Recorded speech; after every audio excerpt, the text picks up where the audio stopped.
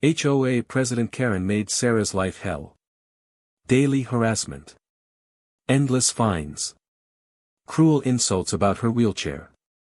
But when Karen crossed the final line and violently attacked Bailey, Sarah's beloved service dog, she thought no one would help.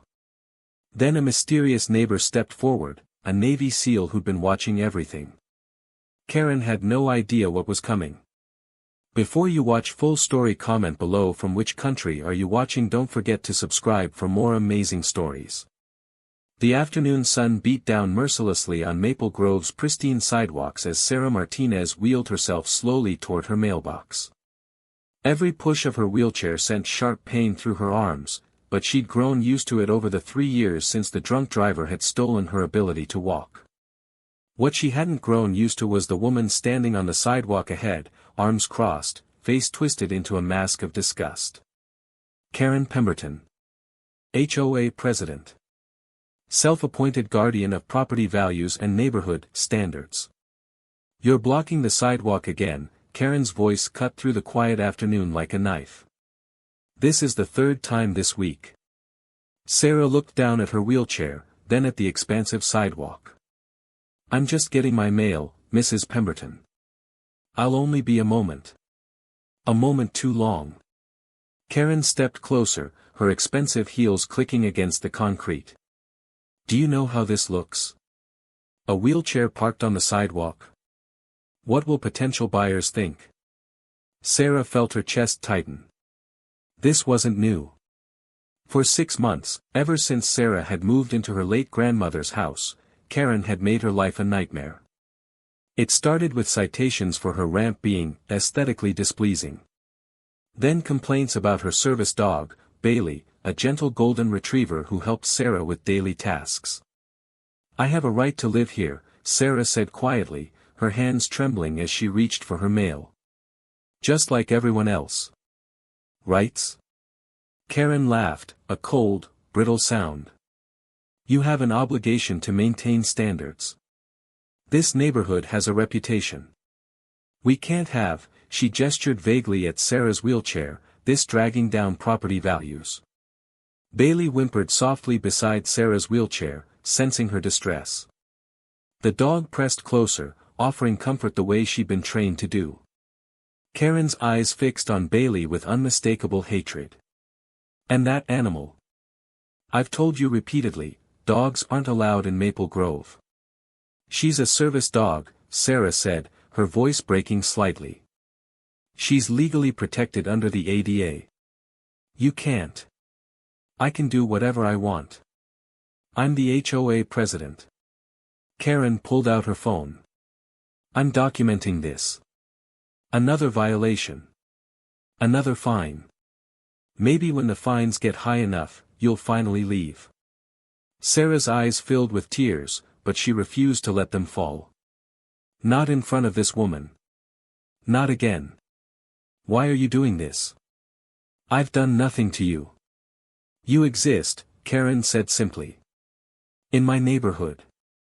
Bringing down the aesthetic. Making people uncomfortable. That's enough.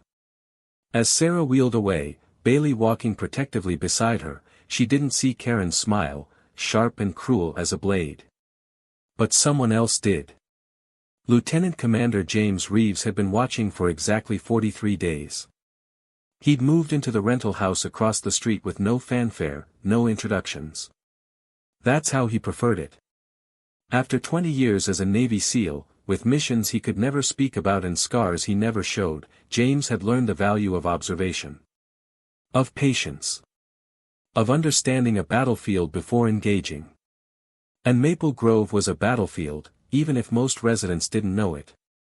He'd first noticed Sarah on his 3rd day there, a young woman in a wheelchair, maybe 30 years old, with dark hair pulled back in a practical ponytail and eyes that carried the weight of someone who'd fought their own wars. She moved with careful determination, never asking for help, never complaining. And then there was Karen. James had encountered her type before. In military terms, she was a bully who operated within systems of power. She'd found her little kingdom in this HOA, and she ruled it with petty tyranny. He documented everything. The violations Karen posted on Sarah's door. The deliberately loud inspections at 7 in the morning. The time Karen had accidentally left her trash cans blocking Sarah's ramp. But what James had witnessed that afternoon crossed a line. From his porch, he watched Karen follow Sarah back to her house. Watched her deliberately step in front of the wheelchair, forcing Sarah to stop abruptly. Watched Bailey stand up, alert now, protective. "Move," Sarah said, her voice tired. "Make me," Karen replied. "Oh wait, you can't, can you?" James stood up from his chair, his jaw tight. 20 years of training kept him from reacting immediately. 20 years of discipline kept him from crossing the street and doing something he'd regret. But when Karen raised her foot and kicked Bailey in the ribs, something inside James broke. The dog yelped, a sound of pain and confusion.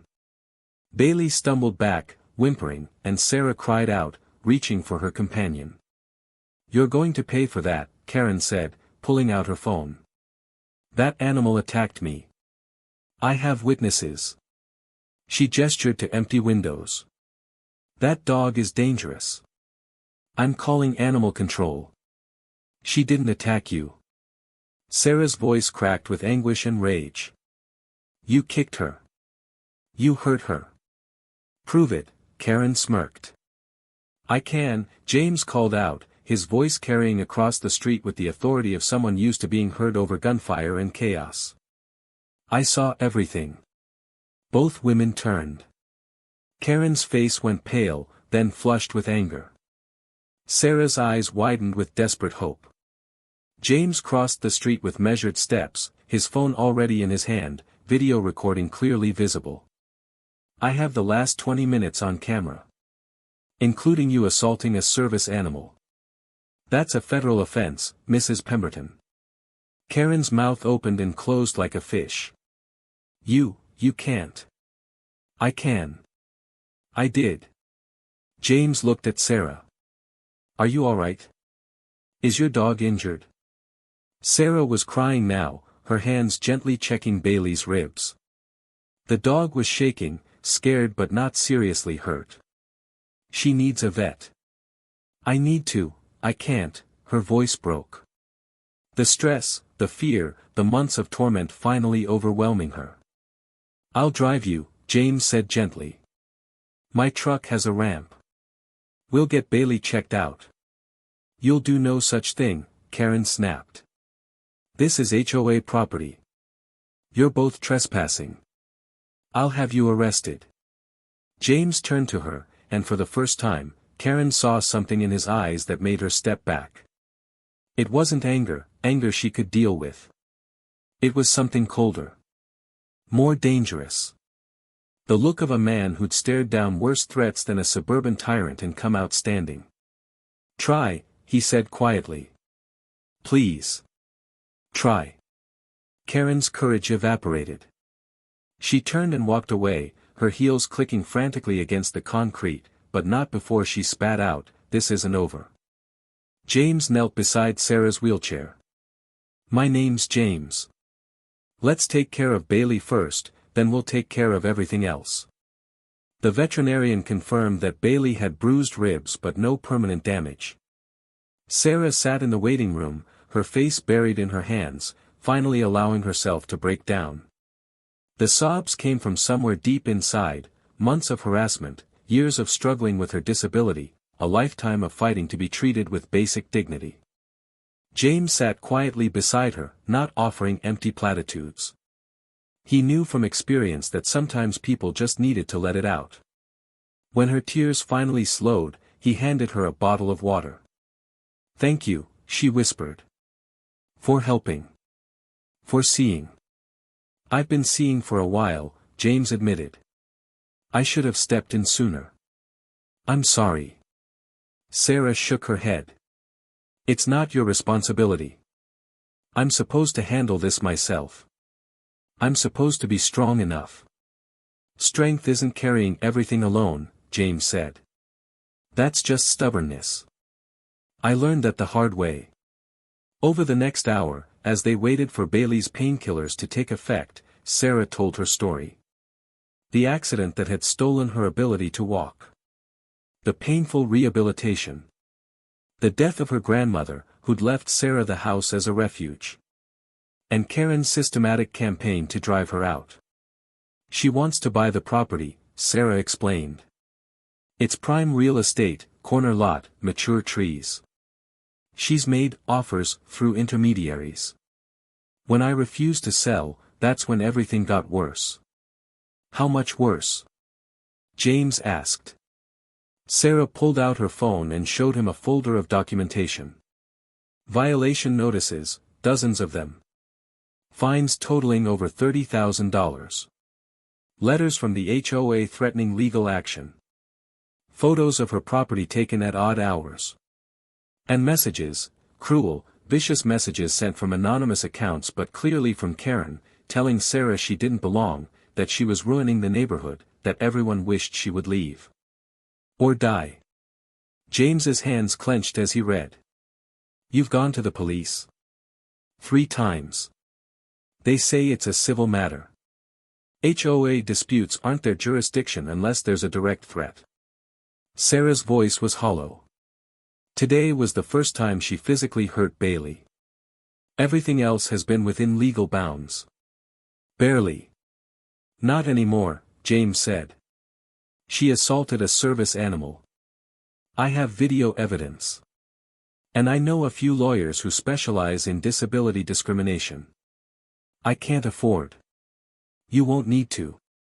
Some of my former teammates went into law. They work pro bono on cases like this. James looked at Bailey, who was resting her head on Sarah's lap. But I need you to trust me. Can you do that? Sarah met his eyes.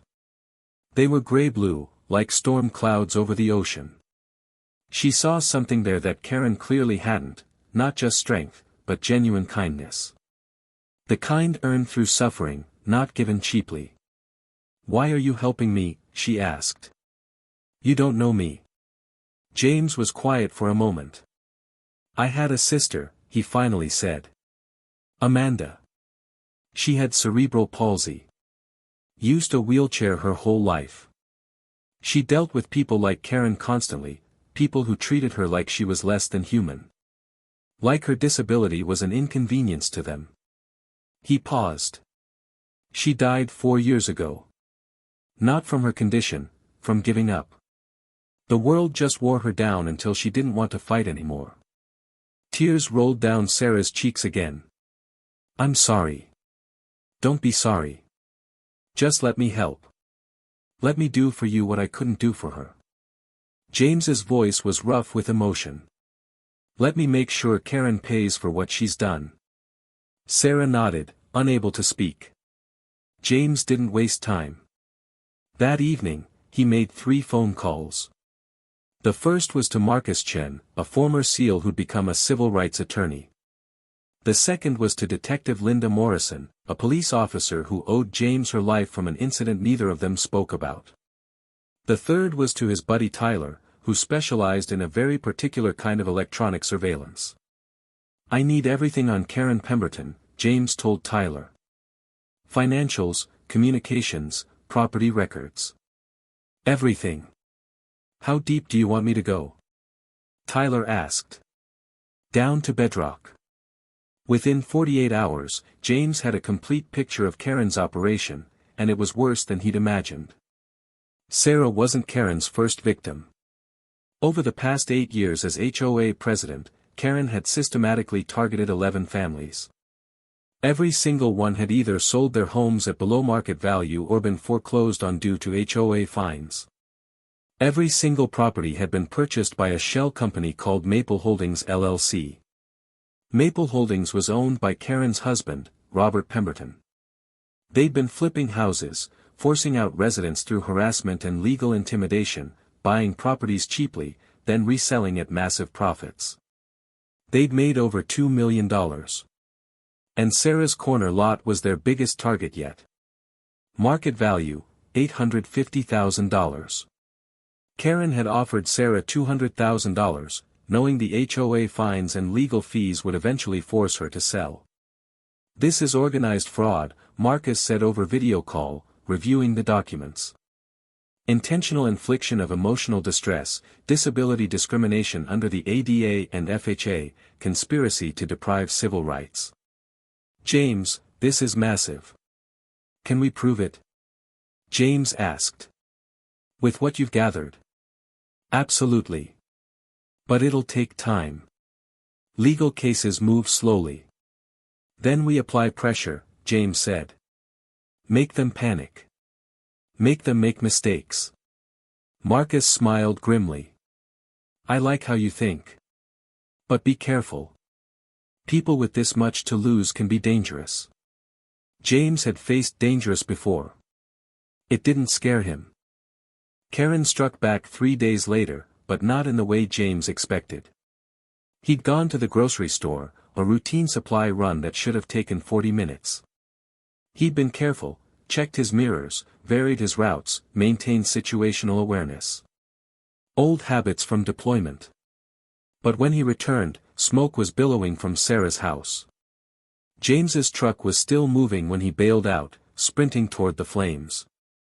He could see Sarah in her wheelchair on the front lawn, Bailey beside her, both of them staring at the burning kitchen window in shock. Are you hurt? James demanded, checking her over. No, I was in the living room. I heard glass break, then, she gestured helplessly at the fire. James, I didn't do anything. I swear. I didn't leave the stove on.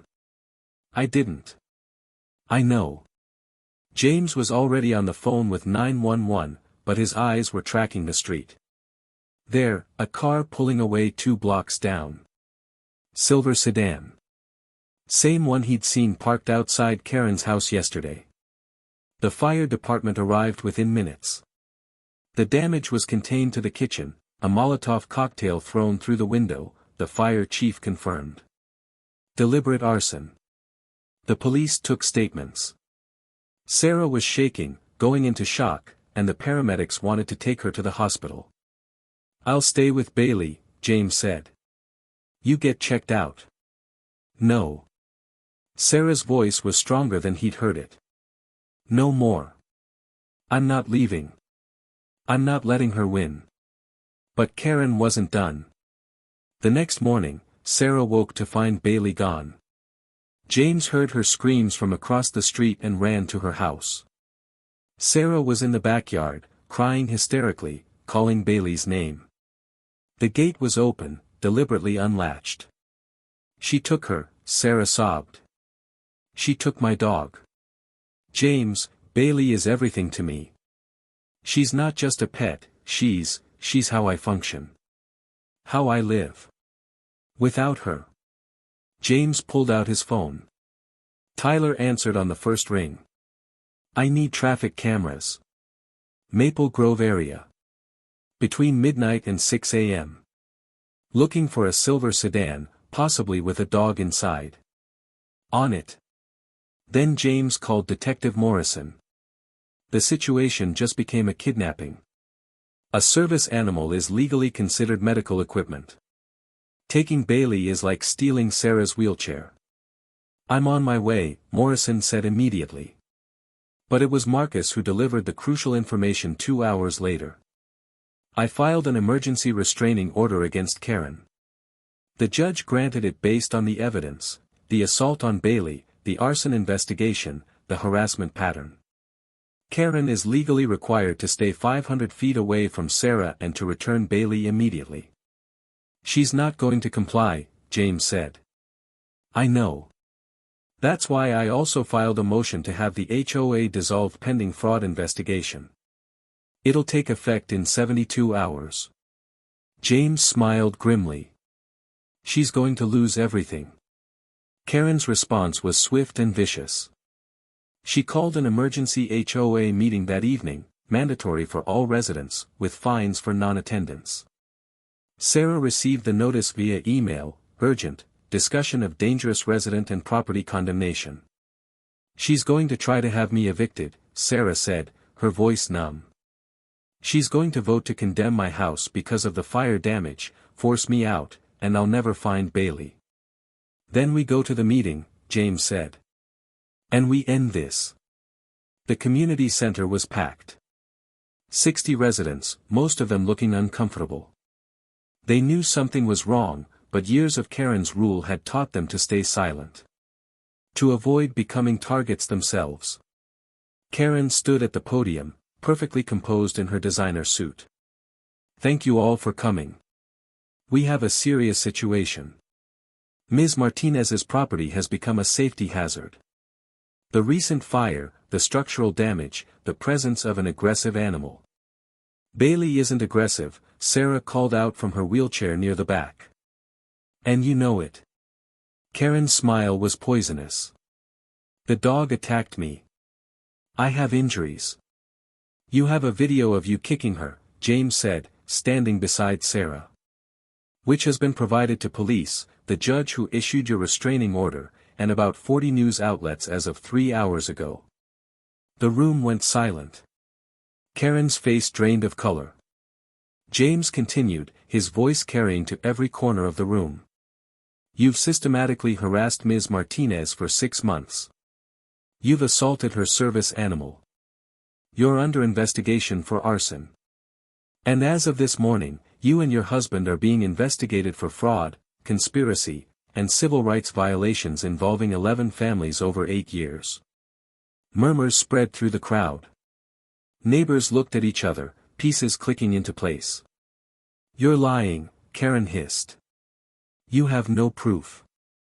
I have all the proof. Marcus stood up from the front row, his lawyer's briefcase in hand. I'm Marcus Chen, representing Ms. Martinez. I also represent the Rodriguez family, the Tanners, and the Washingtons, 3 of your previous victims who are now plaintiffs in a federal lawsuit against you, your husband, and Maple Holdings LLC. More people stood up. James recognized them from his research, families who'd been forced out, who'd lost their homes to Karen's schemes. We stayed silent before, Mr. Rodriguez said, his voice shaking with anger. Because we thought we were alone. Because you made us think we'd done something wrong. But we're not alone, and you're the criminal.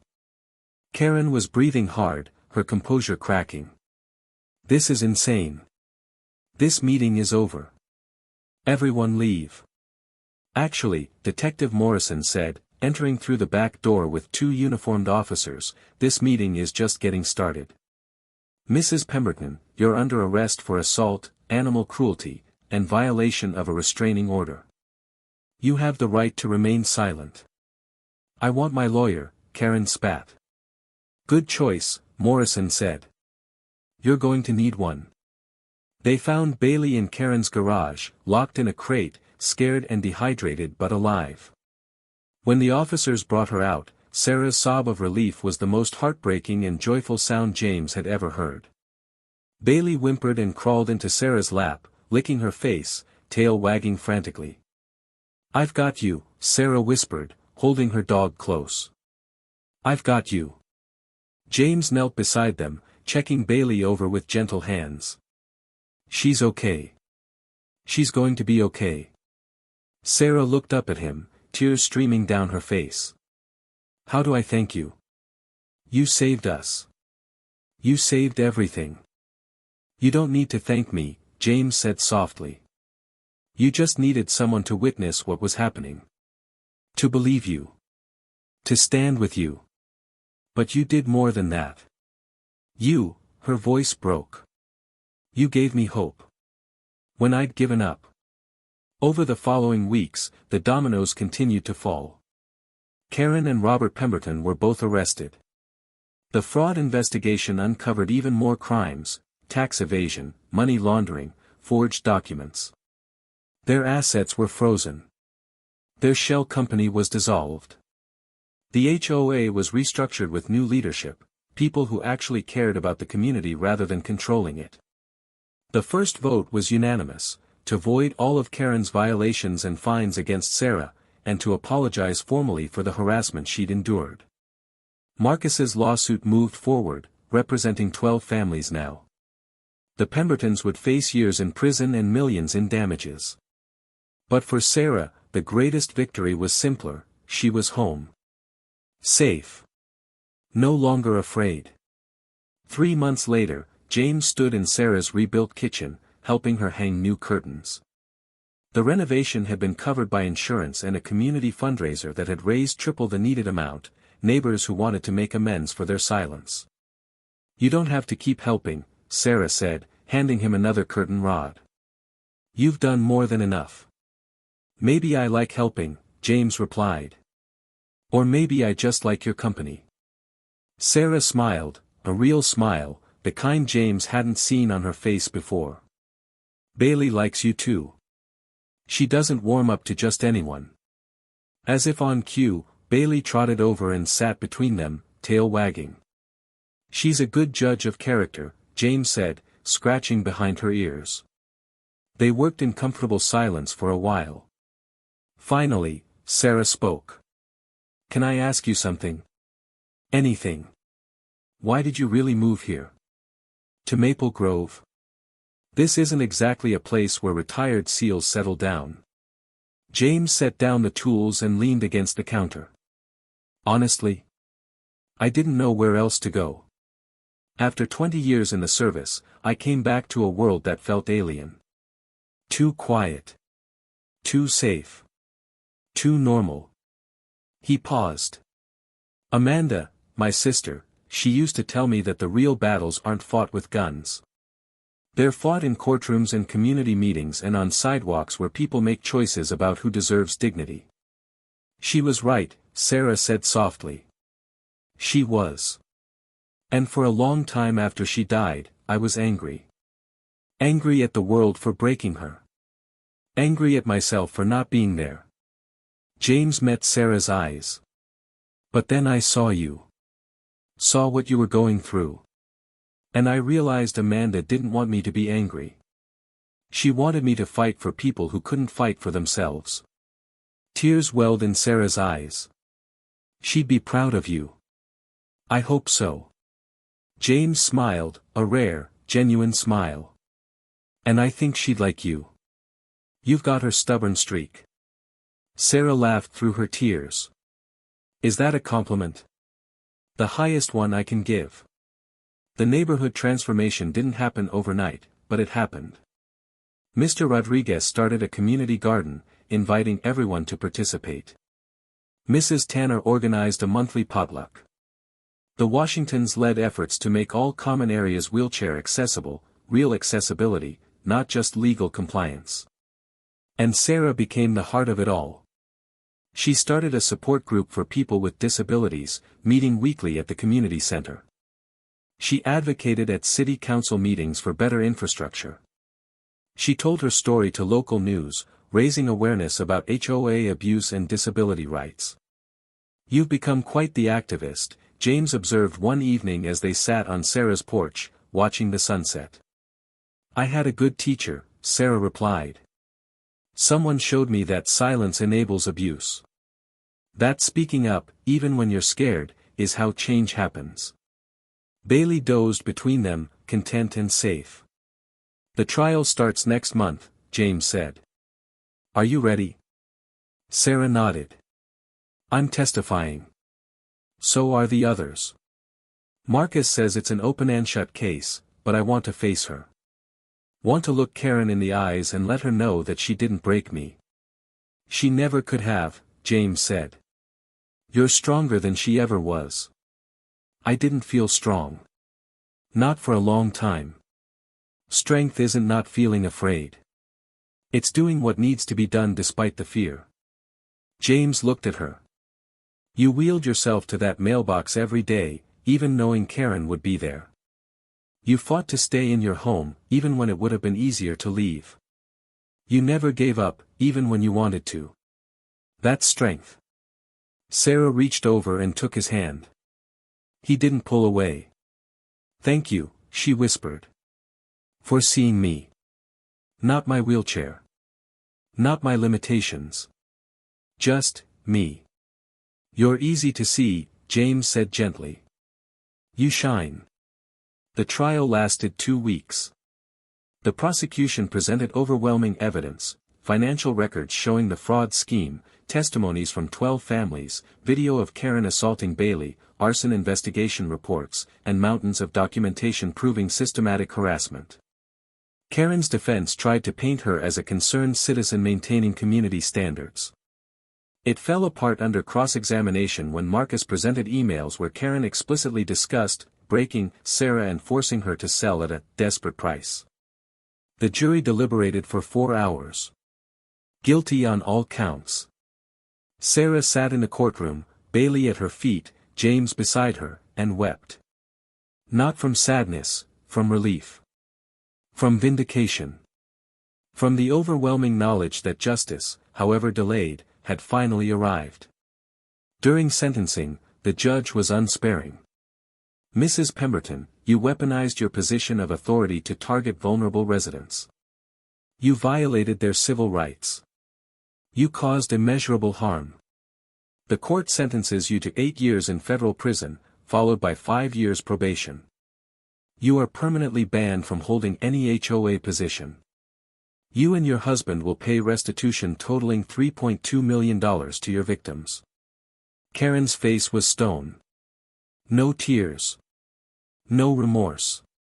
Just cold, bitter anger. But Sarah felt nothing toward her anymore, not hatred, not triumph. Just pity for someone so consumed by greed and cruelty that they destroyed themselves. Outside the courthouse, reporters swarmed. Sarah had become something of a local hero, the woman who'd stood up to HOA tyranny and won. Ms. Martinez, what do you want people to learn from your story? A reporter asked. Sarah thought carefully before answering. I want people to know that silence protects abusers. That we have to stand up for each other, especially for those who society treats as less than. That disability doesn't mean you're weak, it means you fight battles every day that others can't see. She paused. And I want people to know that one person standing with you can change everything. She looked at James as she said it. He smiled. 6 months after the trial, Sarah and James sat in a small office downtown, signing the final paperwork to establish the Amanda Reeves Foundation for Disability Rights and Advocacy. The foundation, funded partially by Sarah's settlement money and partially by donations from supporters who'd followed her story, would provide legal assistance to people facing discrimination. It would train lawyers on disability law. It would create resources for people trapped in abusive HOA situations. Amanda would love this, James said, his voice thick with emotion as he looked at his sister's name on the letterhead. She always wanted to help people who were going through what she went through. Now she will, Sarah said. Through us. Through everyone we help. The first case they took on was a veteran with PTSD being harassed by his HOA for having an emotional support animal. The second was a family with an autistic child being cited for excessive noise when the child had meltdowns. The third was an elderly man being forced out of his home because his medical equipment was deemed unsightly. Each case they won, each person they helped, felt like honoring Amanda's memory. Like proving that the cruelty Sarah had faced wouldn't just break her, it would transform her into someone who could protect others. Do you ever regret it? James asked one evening as they reviewed case files. Going through everything with Karen? The harassment, the fear, the pain. Sarah was quiet for a long moment, her hand absently stroking Bailey's head. I regret that it had to happen, she finally said. I regret that people like Karen exist. But I don't regret where it brought me. Who I became. What we're building together. She looked around the office, at the stack of thank you letters from people they'd helped, at the photos of smiling families who'd won their cases, at the poster on the wall that read, "Dignity is not negotiable." If I hadn't gone through hell, Sarah continued, I wouldn't know how to guide others through it. I wouldn't have the strength to fight. I wouldn't have found you. She met his eyes. So no. I don't regret it. I survived it. And now I'm using it. James reached across the desk and took her hand. We're using it. Together. Together, Sarah agreed. A year after the foundation opened, Sarah received an unexpected letter. It was from a woman named Jennifer, who'd seen Sarah's story on the news.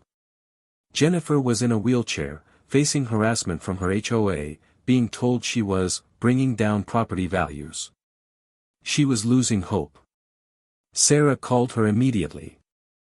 "I know exactly what you're going through," Sarah said. "And I'm here to tell you that you're not alone. You don't have to fight this by yourself." "I'm so tired," Jennifer whispered, her voice breaking. "I'm so tired of being treated like I'm less than human. Like my existence is an inconvenience." Sarah closed her eyes, remembering that feeling. The exhaustion. The despair. The moment when giving up seemed easier than continuing to fight. "I know," Sarah said gently. "I've been there. But Jennifer, you are not an inconvenience. You are not less than. You are a human being who deserves dignity and respect and a home where you feel safe. And I'm going to help you get that."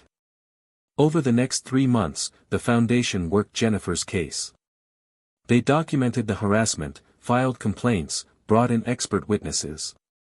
They fought every violation, challenged every fine, exposed every discriminatory practice. And they won. Jennifer kept her home.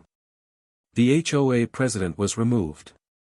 New policies were implemented to protect residents with disabilities. When it was over, Jennifer came to the foundation office to thank Sarah in person. The two women embraced, both crying, both understanding what the other had endured.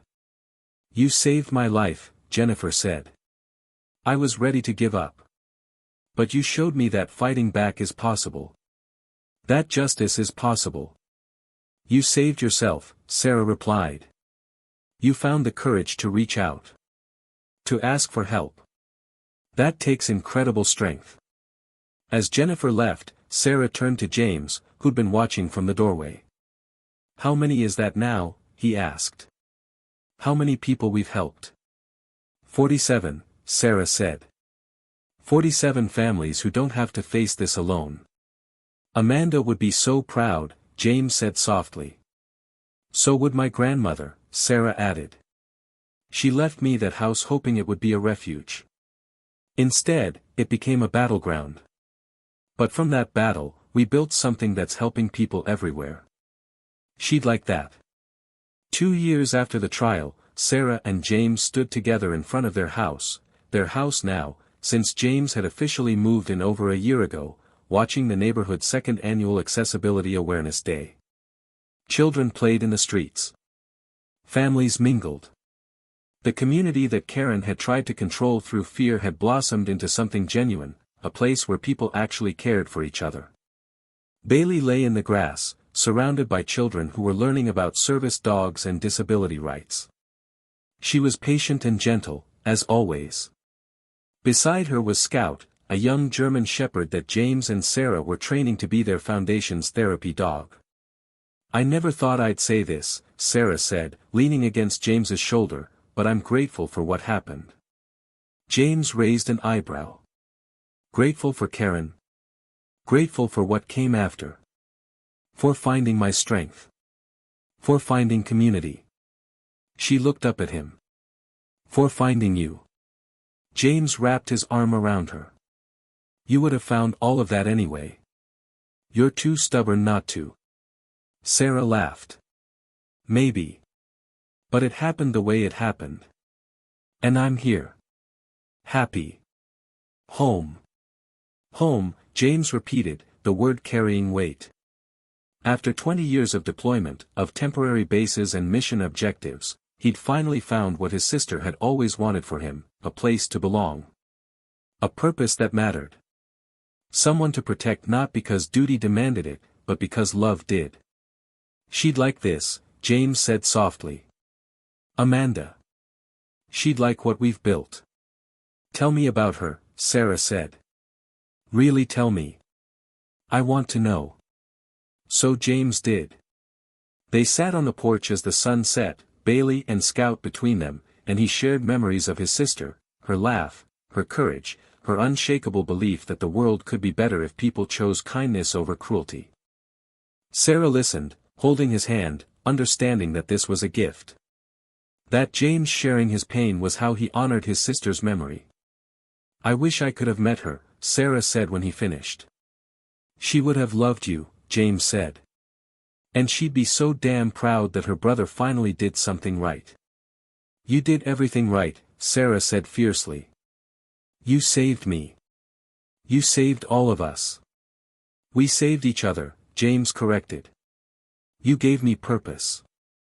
Reminded me what I was fighting for all those years."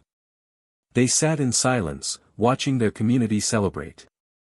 Watching children laugh and neighbors connect and life unfold in all its complicated, beautiful messiness.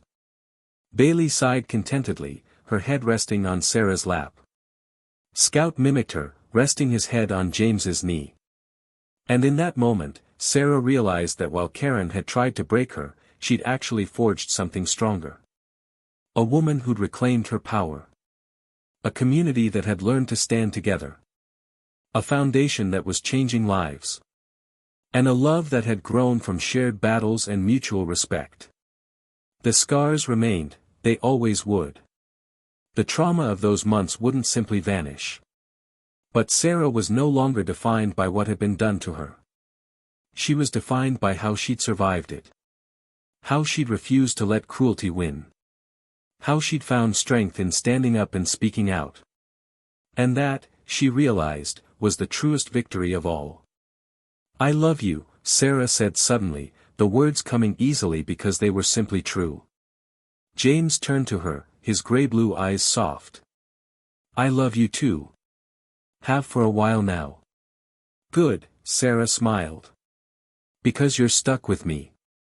"There's nowhere else I'd rather be," James said, and kissed her as the sun painted the sky in shades of gold and amber.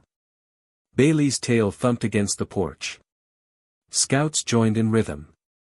Somewhere, in whatever comes after, Amanda smiled.